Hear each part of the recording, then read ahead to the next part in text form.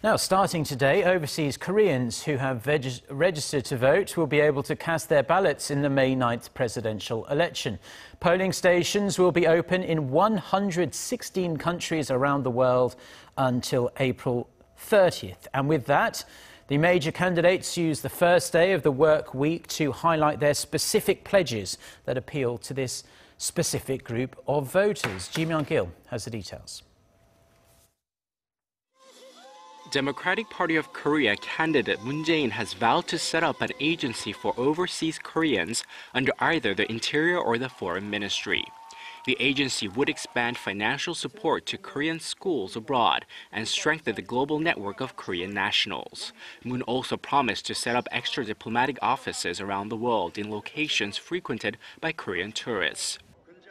Liberty Korea's Hong Jun-pyo has plans for a similar agency that will be set up under the Prime Minister's office. The agency would provide overseas Koreans with educational support, foster exchange projects, and supervise overseas voting procedures. Hong also promised to build a museum dedicated to overseas Koreans.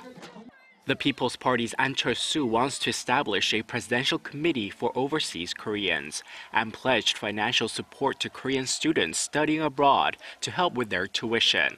He also said he would expand the rights of Koreans who have permanent residency abroad, for example by increasing the number of polling booths and introducing a vote-by-mail system.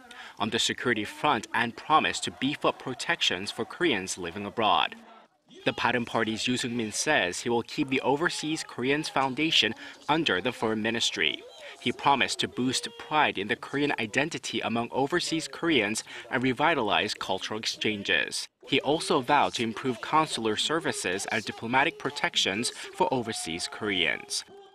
The Justice Party Sim Sang-jung promised to set up an independent agency for overseas Koreans that would provide legal aid to overseas Koreans and Koreans traveling abroad. She also said she would consider expanding the number of countries eligible for dual citizenship, for applicants who pay taxes in Korea and for men who complete their mandatory military service. A record number, 294,000 overseas Koreans, are expected to vote in the presidential election this year. Ji Myung-gil, Arirang News.